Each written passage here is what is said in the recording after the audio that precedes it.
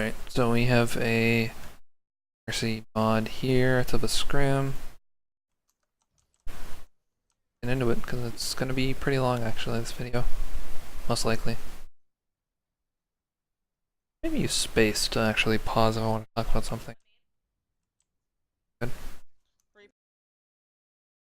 I'm going to turn down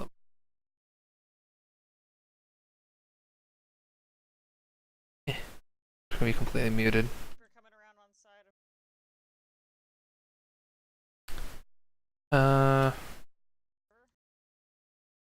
Alright, I'm trying to think about this right here. How the situation should be played out. So, whenever you are as a team walking this way, it's better to, I think it's just better to go right almost all the time, because if you have Ryan Zarya, your plan is basically to your bubble on the Rhine and then let them charge someone, and if they don't have bubble then they die, pretty much. And if you're walking this way, you make it kind of awkward because there's no walls for Rhine to pin. Like, the other team's usually not going to go right here, so you end up beating the team where they're either on the point or over here, and you have Ryan Zarya, and he can't pin anyone. He has to pin. If he pins someone like over here, he has to push them all the way over like this wall's over here, and your team's usually all over here, so he ends up just dying like instantly after, or they're in this room, where again, he has to pin them like all the way down this hallway usually, so plan ends up not working too well, in my opinion, for what you want to be doing at the very beginning of these games is using Ryan Zarya for a pin. So it ends up just being like a slugfest where Rhines are swinging at each other.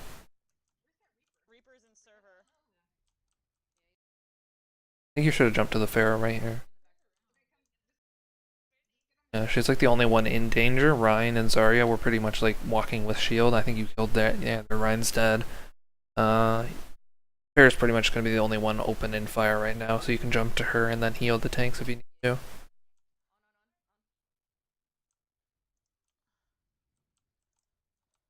So yeah, Pharaoh ends up dying.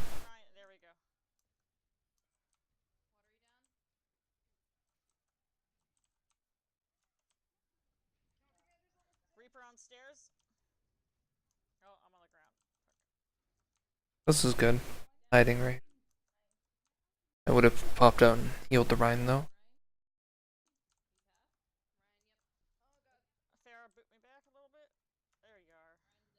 Good. Jump up to the Pharah, and then like as soon as you're flying up to her, you don't need to be looking at her anymore. You can look down and look to heal your teammates.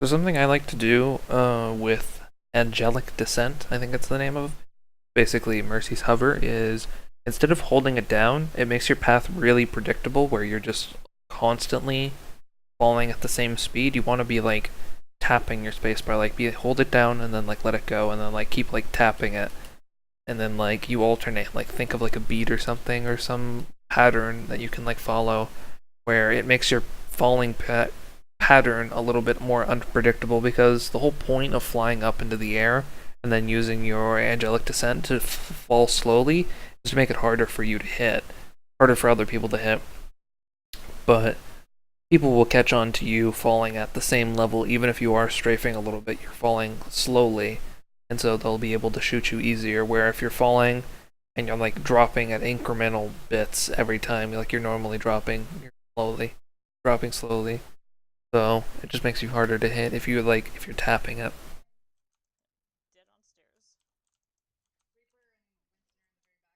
Especially if you already have a fairy in the air that you can like constantly be jumping to, so you can just like keep refreshing it, so you don't need to think like this is the only time I'm going to be able to use angelic descent or whatever, so I better stay in the air. Like you have a Pharah, so you're going to be able to like keep getting up in the air and then like spamming it. So I think that was like really risky flying patterns right here, and you're pulling a lot of attention onto yourself when you don't need to. I might do this at a higher level, but I usually have a reasoning behind it where I know there's certain cooldowns that are down, and I'm trying to pull basically people shooting at me if I have full health than a teammate that's lower, and basically I'll do that, but it's really, really risky, and a lot of times it's just to mind game people, but I feel like at this level it probably won't do the same thing, and people will just focus the shit out of you. Or you could have just flown back a little bit further and it would have been harder for you to hit. I'm stunned. And yeah, you end up getting shattered. You're really lucky that you lived. I think if you would have just flown back a little bit further, you wouldn't have been as punished.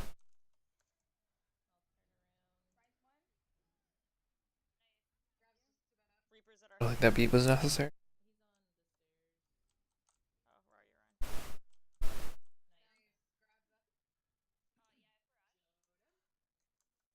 Okay. We've got Grav, Barrage, and Blossom.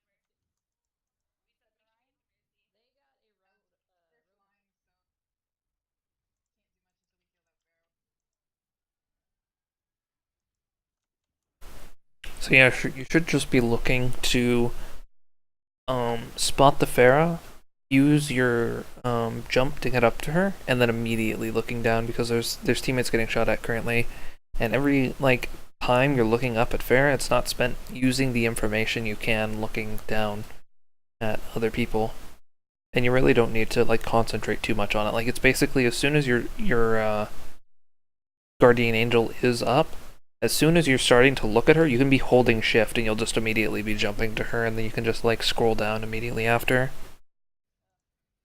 You don't have to aim it very accurately. You can just kind of be like Roadhog on our spawn side. a bit willy-nilly with it, where you just like kind of just throw it out.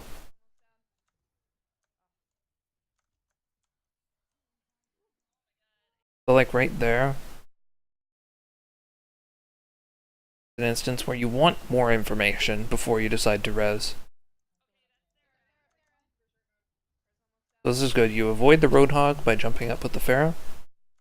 But right now, the information that you have is not full. So you don't see any of your teammates' health bars. You see the Pharaoh, and you see you have a 2-man res. You might think, wow, 2-man res, this is probably great. But the instant you look down, you're probably like clicking the res button right now. But you see that your Rhine is critical, and like as soon as you press res, if you would have had that information, you could have seen, okay, Ryan is going to die in like 0.5 seconds. I can literally just wait that and then press Q, and then you've gotten him up. But that ends up happening just because you didn't have the information, because you weren't looking at the right place. Sorry.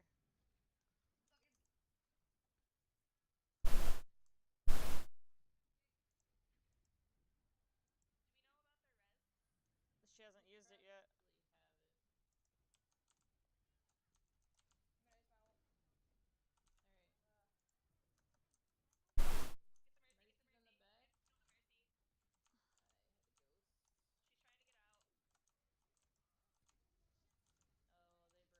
Close to another res. I'd be playing pretty risky to get healing right now. Shit. So, Yeah. I'm getting the res. No, but you actually, for sure, could have gotten it here. Whenever you're a little bit more. She hasn't used it yet. Right here in this instance, you see Zarya's basically half. Is critical.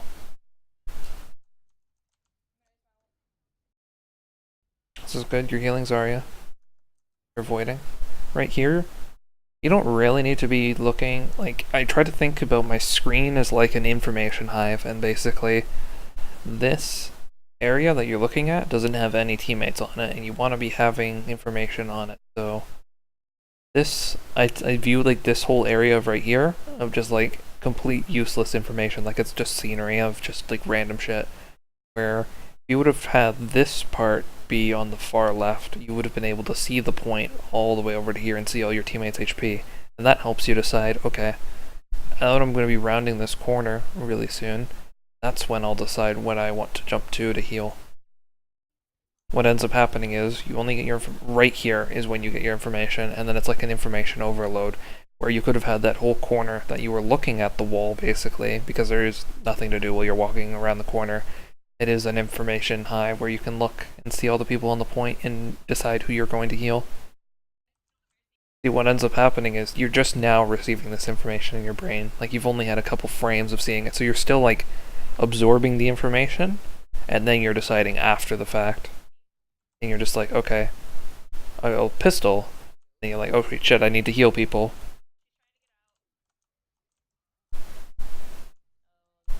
And so it ends up dropping your heal like a couple of times because you got out of range, and also the people ended up dying where it would have been a much higher percentage from just healing people if you had known who you were going to heal around the corner. I think you healed the Zarya. You should have healed the Zarya there because Lucio was healing himself. It was not the worst thing to heal the Lucio, but you're really close to res, and you could have probably gotten it if you healed Zarya and then maybe let Lucio die just because she has a higher health pool than the Lucio, and you can end up getting more alt charge from her.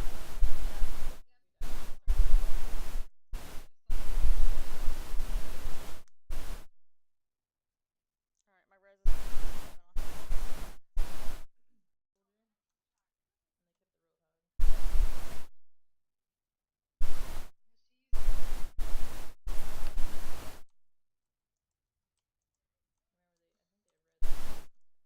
Yep.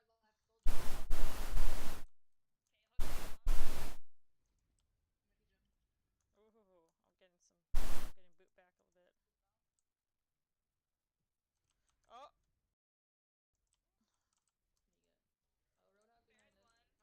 I'm just looking. This is okay.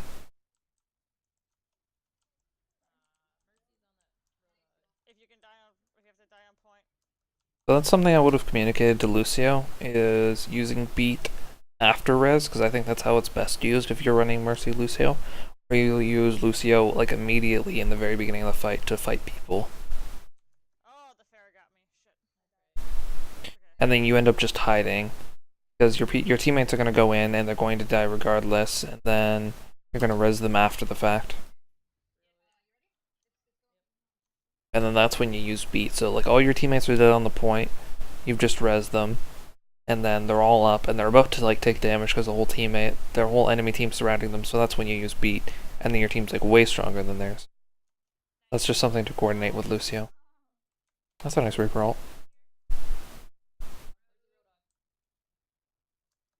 I would have res that right there. Even though it was a team kill, I would have resed it. He dies so I can res him.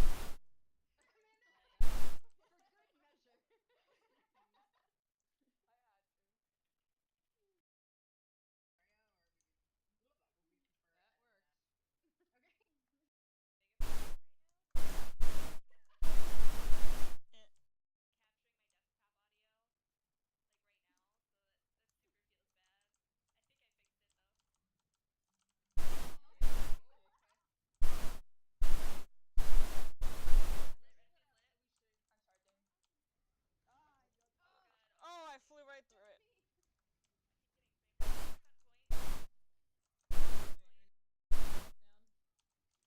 I'm still alive. I'd be trying to get to them as soon as I can. Good. Got you. I was a little hesitant to get in. Okay.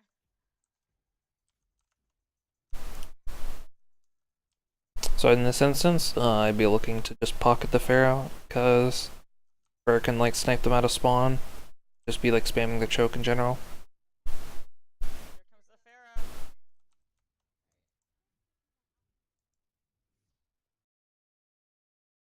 And then in this instance, I'd be turning around because I already have the pocket on the Pharaoh, and just be looking where the rockets are coming from, because you don't want to be hit by stray rockets.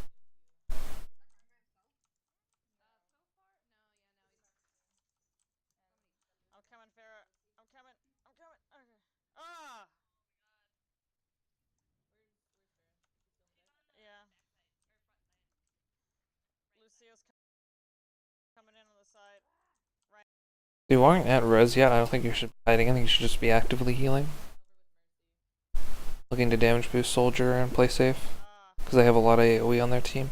With like Helix rockets and then Zarya ult fires and... Do they have Zarya? No, they have triple DPS, okay. Yeah, with Pharah, you want to be playing around walls and playing smart.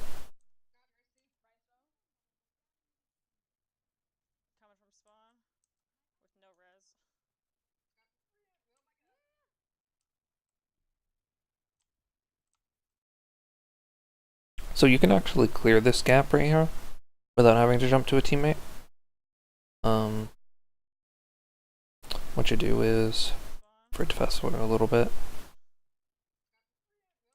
you can do it on Lucio too. Lucio it's way easier, but well, on Lucio you can like jump up on this, like jump across and wall ride, or jump on this wall and then bounce over. Basically, you just walk onto this rock, or you just jump on it, and then you just do a jump float, and then you float right over top. I think if you're in like super dire straits, I think you can actually make this jump if the railings are broken. You can jump from here and make the jump, and like it slides you up at like the very last pixel. But if you jump from this rock over here on the left, you'll make it like every time.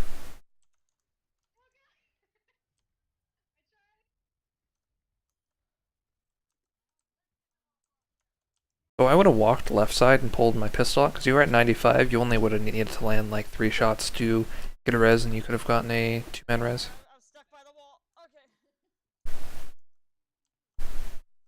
Frickin' wall.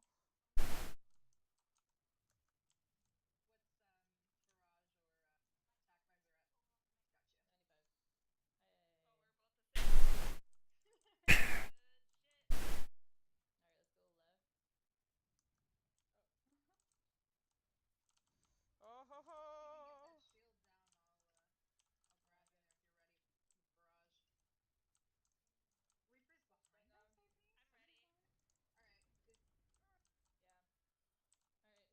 Alright, so this is when I'd be communicating to the team. We should all go in. No. I probably would have used res right there, because if you use res, you become invulnerable. And I know it's not the most perfect situation right there to use it, because it's not optimal at all. But you end up getting put in danger, and right here, Farah ends up ulting, and she's basically just ulting for you. I think she was ulting for the person behind you as well, but she ends up just ulting for you. And by resing, you make yourself invulnerable, you save yourself from Farah ult, you save the other person who just got pinned and who's getting Farah ulted themselves. So it's like absorbing an ult, bringing them back, bringing back another person, so you're technically ahead, like in a man advantage, and then you end up living as well. And then the fight's much easier. She's coming in. You don't get the multi-man res, but you gotta stay alive and start building up your next one.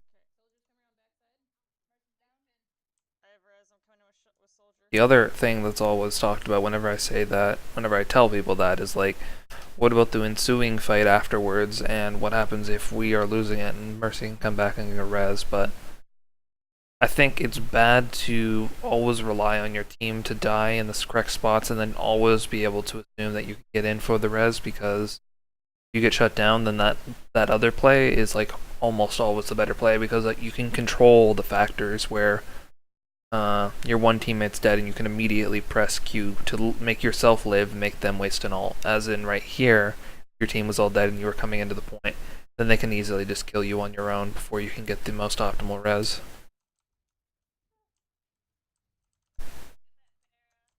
So in this instance, I think I would just let Reinhardt die.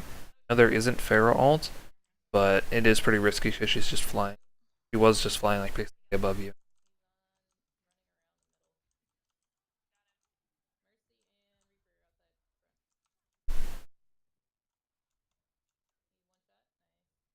Winston now.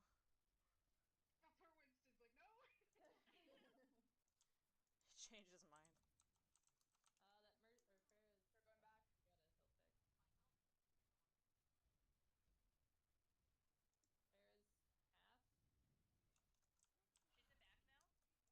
So yeah, I'd be looking to hide here. Back. I think they have Tech Visor. They don't still have the soul. They definitely just Shatter.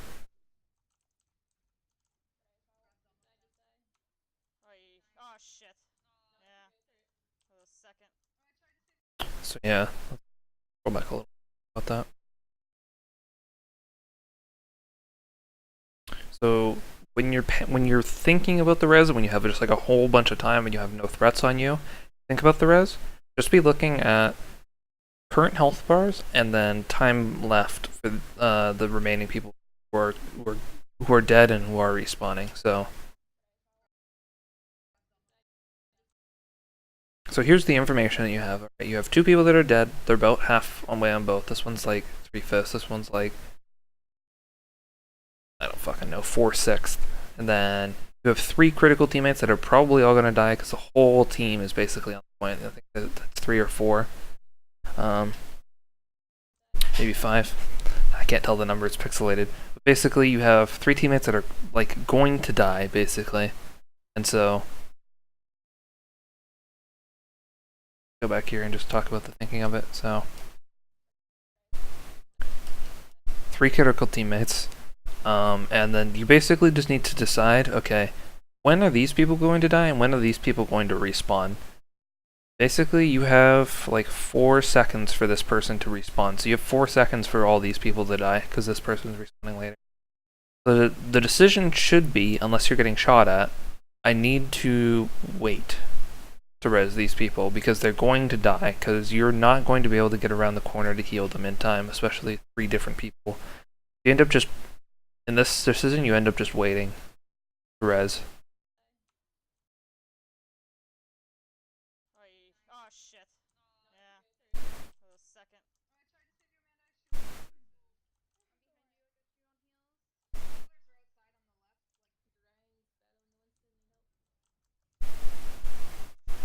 Oh yeah.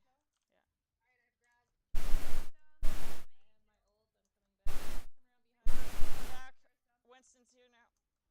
And Reaper. Farrah's back.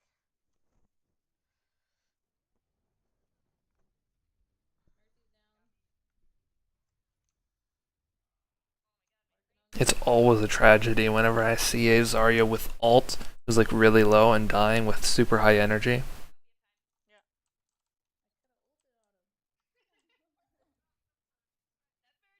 Makes me feel bad. Oh, damn it. Okay.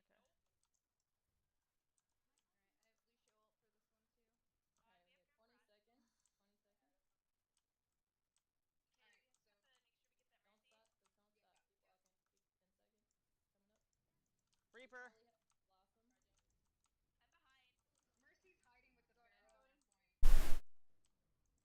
So right here I'd just be trying to play aggressively because you don't have res yet and you want to be able to build it during this fight. And so basically you trading your life doesn't really mean much because you need to be building res regardless. You want to be playing safe, but you also need to be playing aggressive enough so that you can build your res. It's good, finding cover.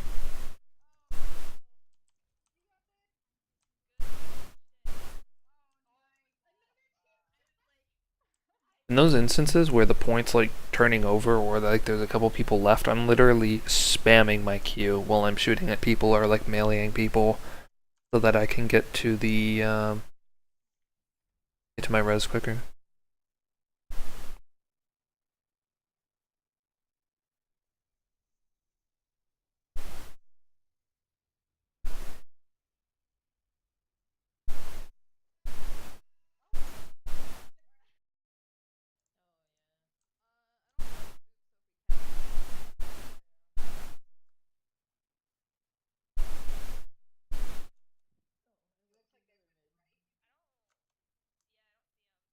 There's Ryan.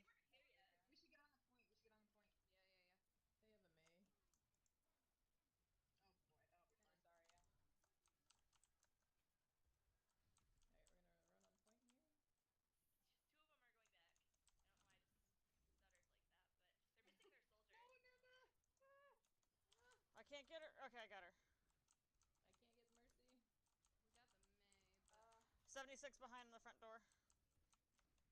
Oh, I flew right into that hammer. Wasn't a lot you could do there. Trying to think in my situation what I usually do. So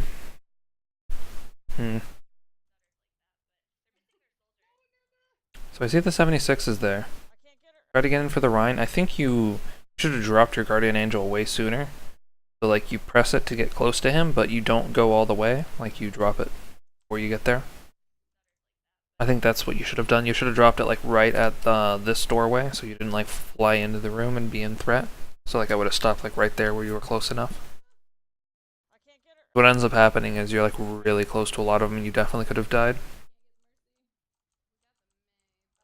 76 behind the front door. This juke is tough. I think you end up playing it correctly. The second time you flew in was incorrect, I think, though, even though the soldier was behind you. So, like, I know it's very minor, but I think these situations you can learn a lot from them, because it's all about learning how to juke and best position to go. So, like, you have the soldier shooting at you right now. You juke him right here, and the thinking is basically he has to walk into the room now to start shooting at you. So you try to, like, mind game him where you stand right here and wait for him to, like, walk right here, where, like, you hear his footsteps, and then you pull out around the room again. You just, like, mind game him like that.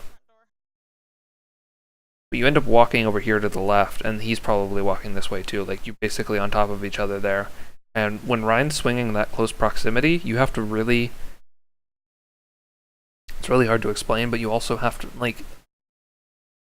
He's sitting there, like, cleaving the whole time, like, spinning in circles, basically, swinging his hammer. So you either have to time your jump, where you're jumping in between his swing, where one swing's already, like, almost completely done its, like, turn, and he's, like, starting up another swing, where you have to, like, fly in between that if you want to live, which is, like, really hard to time, especially when you're on, like, the heat of battle. But a lot of times you just want to, like, play on the outskirts of it, and so, like, I think if you would have walked juke inside the room a little bit and then you walk back out, you would have lived a little bit longer. I know it's minor, but you would have had more alt charge, and your teammates probably would have lived a little bit longer, and it just extends the point a little bit. It's pretty meaningless, but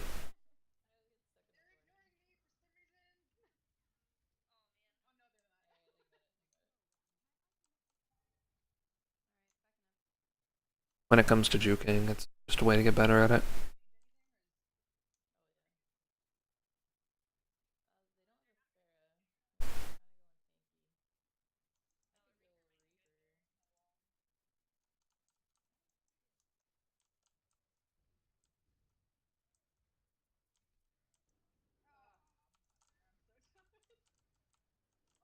Oh, I'm pinned.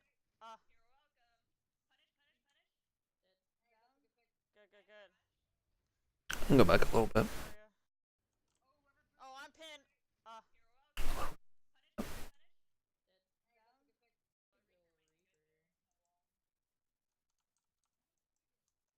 About how this should be played, I think.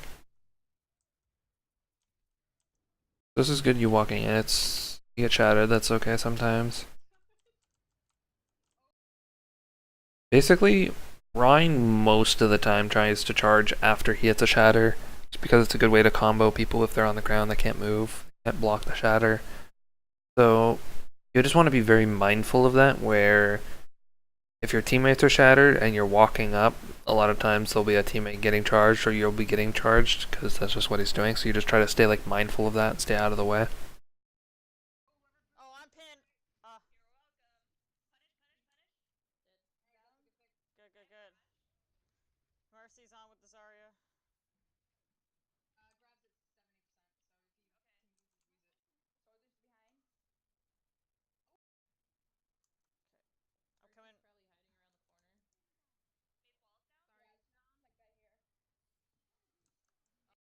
This is good, taking the backside of the point.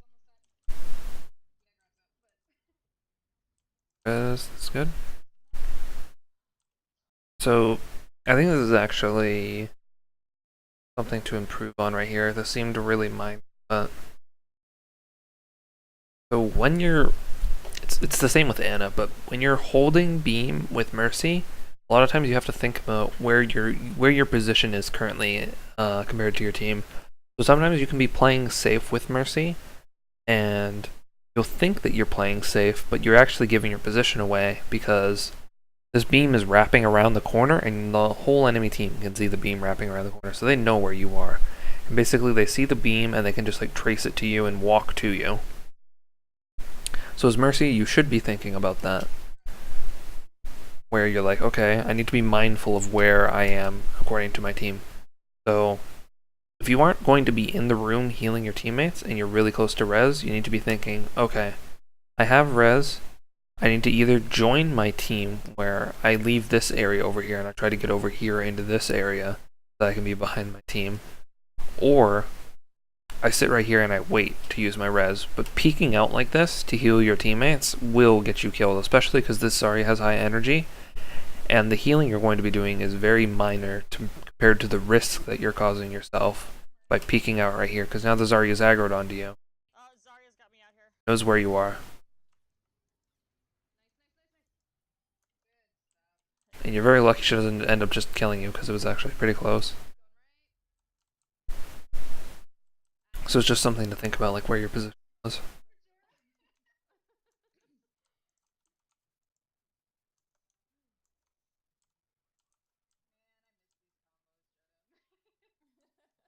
And when you have res, it becomes like way easier to decide when you should show yourself or not. Like if you're like,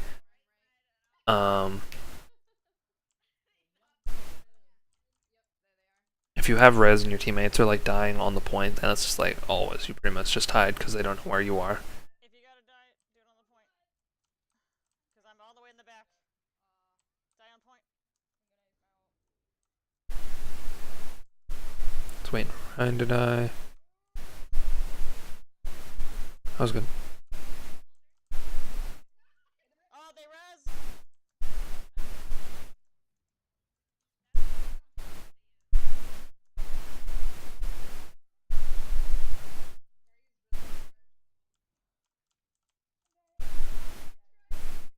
I would have been trying to heal Ryan there. I think Ryan, Zarya, Bear, Reaper is the priority you should be having on your teammates to heal, and then Lucio last. But well, depends. Yeah, usually want to keep Ryan alive on the point the most, like he should have highest priority, and then Zarya, depending on their energy. Because Ryan does the most damage on the point and has the most effectiveness. Whenever everyone's close range, you want to keep him up because he can be doing the most damage. And he's the one who can probably protect you the most with the shield. Zarya second because her having high energy means just win fights a lot easier, and she can also bury your teammates to keep them alive. And then Pharah and Reaper, like less so because they have escapes. Especially Reaper, he can just invuln out of fights, and he isn't in much danger. He has some self-sustain if he kills people and their souls drop.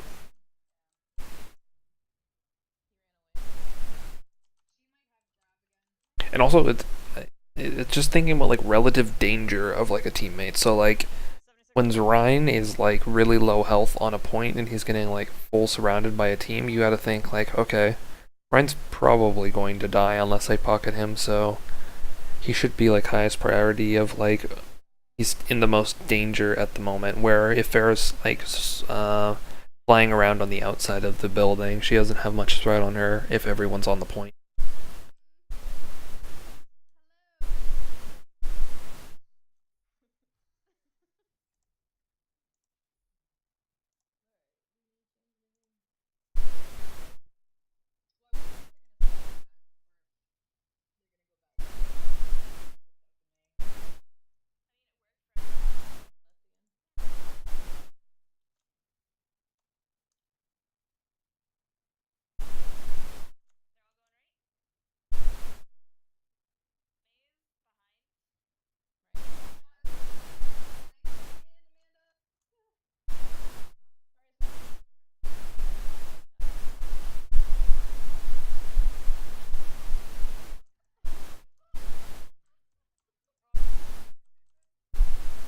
You weren't really with your team, you were flying with the Farah. I think that should have been like talked about a little bit if you were in comms with the people.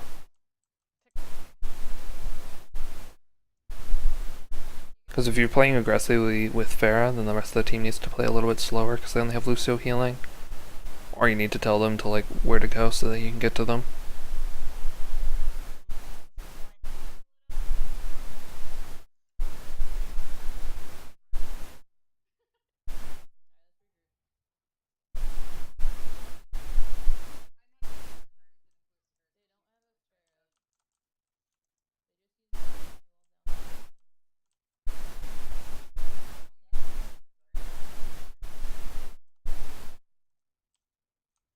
In this instance, when you're walking around, a lot of times I'll just pocket the squishies or damage boost them because the tanks usually are not in much of a kill threat, where squishies Like Farah has like a really big chance of getting killed while she's in the air, while she's just walking from place to place compared to a Rhine.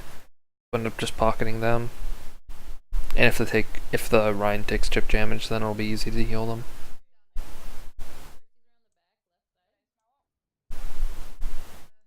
I got you. Down, guys.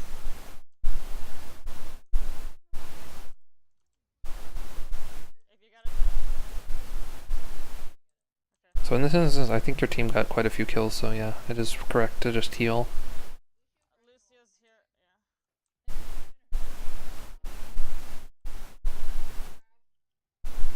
Mercy's coming around on the outside.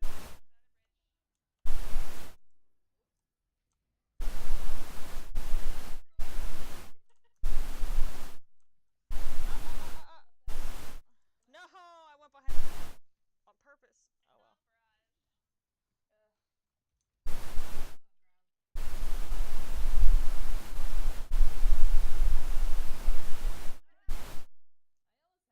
You can probably get back and res.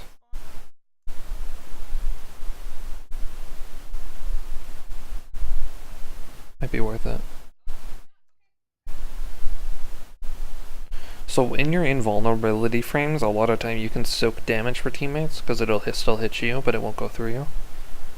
So in this instance, your teammates are in a really bad position with the whole enemy team basically being on the point and you just res them. I'd be using these invulnerability frames to either like get completely safe over here to the left to start healing them, or start walking in here to the left. Although walking in there to the left is super risky as well, so it's probably right walking to the right.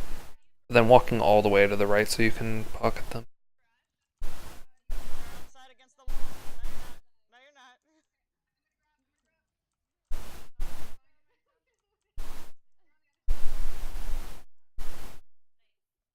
There we go.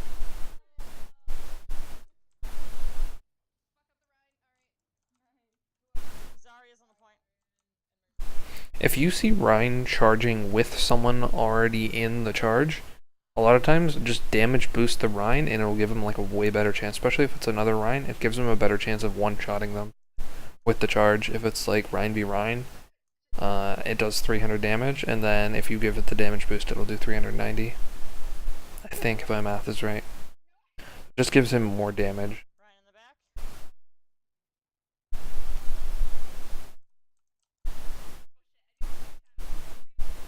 I see you. Oh, bye-bye, Wavine. Damage is calculated in this game based on when an ability hits. So, say like, I actually kind of want to explain this so like you can understand it. Like, say you're damage boosting a Farah and you're damage boosting before she shoots the rocket, and then while she shoots the rocket, if you take the damage boost off on her, it doesn't apply the rocket when the rocket hits. If the rocket is already out and in the air and it's about to hit and you damage boost her and then the rocket hits, it'll apply the damage boost. It's weird like that. So a lot of times you can be like flicking damage boost on people like when their bullets are about to hit or like things are going to be hitting.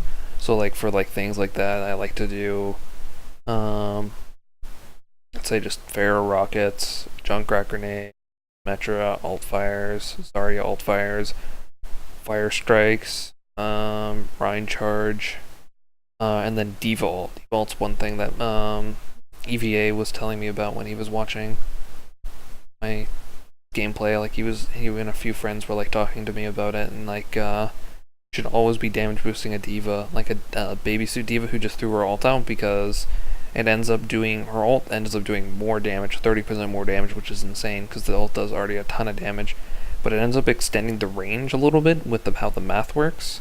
So it's just like something to think about. It's just damage boosting people at certain times. And if you end up doing it enough, you end up just getting used to it so that you can like, if you're healing someone and they're like missing HP, you can have just damage boosting them for like the few frames that they are going to be hitting the damage at, and then like going back to healing them instantly. Like the Rhine charge, you don't need to be like holding damage boost the whole time. I guess if he's full, you can do that, but basically you're just gonna like hold heal on him the whole time, and then like when he's like 2 feet away from the wall, that's when you'd basically put damage boost on them, and so they would get the damage boost buff.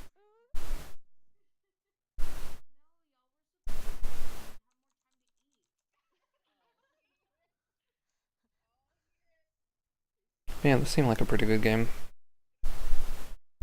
You definitely made some good hiding choices. This.